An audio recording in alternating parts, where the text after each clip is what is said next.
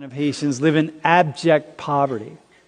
Abject, right? Meaning that there's no chance, they stand no chance of rising out of that poverty and being able to sustain for themselves. And you think about that, and you don't study the history of Haiti, and you don't study the sort of have a deeper understanding of what the processes are, and most of us don't, because we don't study it, we're not inclined to study it, and we're just not going to go there. But if you do, you start to come up with an understanding of how and why that's the case. So go to the next slide.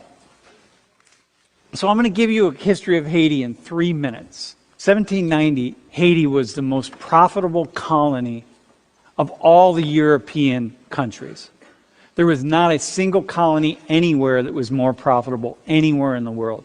It was a French colony. Haiti provided 50% of all the revenues of France.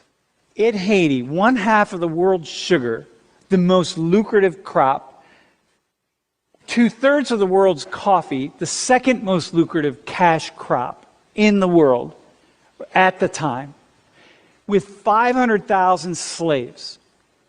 500,000 slaves brought from Africa.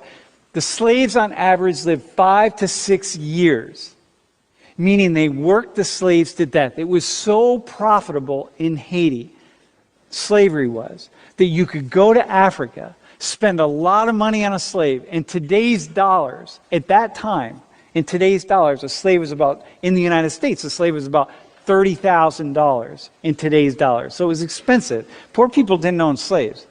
So these big landowners go to Africa, get slaves, work them to death, 4 to 5 years, and when they die, just go and get another one.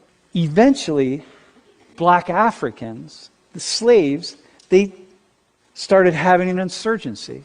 They did exactly what the colonies were doing in the United States. In the United States, they were revolting against England to get their freedom, right? Think about this, the founding fathers of the Americas. They were revolting against England to get their freedom. In Haiti, the Africans who were being worked to death under horrific conditions, they were rising up against the French to get their freedom. And in 1804, they won. They were succeeded in overthrowing the French. And you got to applaud, right? Because, like, my God, you did exactly what these Europeans did in the Americas, the founding fathers here in the United States. They overthrew the oppressors to get their freedom. So this is a good thing, right? If you think backwards, it's like, this is amazing. This is what should happen. But the world didn't applaud. And of course the world didn't applaud, because if blacks in Haiti succeeded in getting rid of the French, then what does that mean about blacks in the Dominican Republic?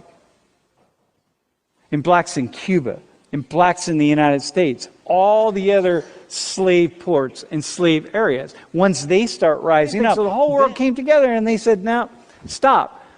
They sealed off all of Haiti, and they said, you had all this profit with the French, but you don't have it now.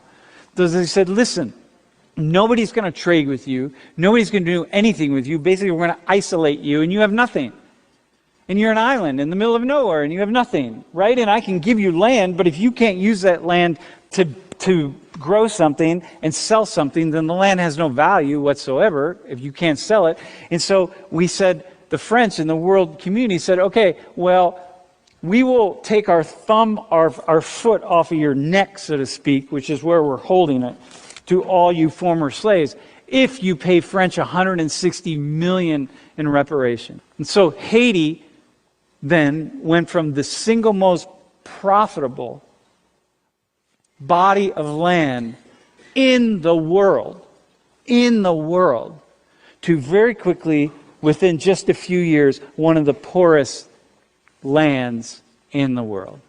As the rest of the world just said, no, we can fight for our freedom, but you cannot fight for your freedom. I'm going to just give you an example of how this continues. And this is especially a shout out to those of you who are conservative.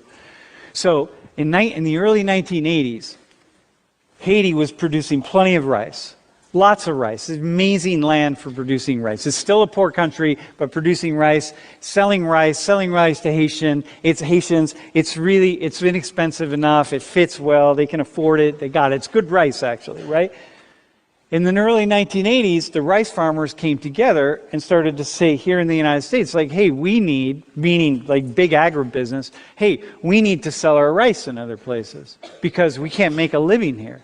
And so the United States started subsidizing the rice farmers, which are mostly big corporations here in the United States, and took Haiti to the IMF,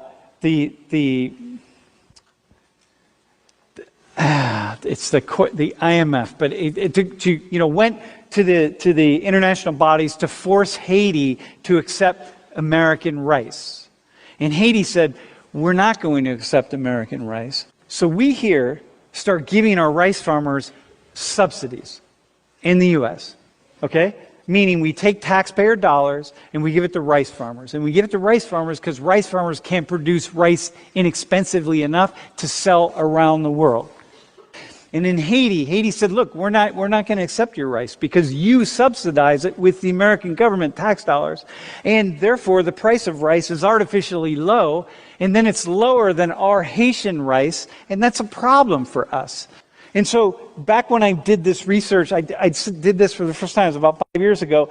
This is how much we subsidize our rice farmers, $430 million, meaning people that can't figure out how to grow rice inexpensively. And so we subsidized it by American taxpayers. And then what we did in the same year that we gave our rice farmers this much money, that's how much money we gave to Haiti in foreign aid.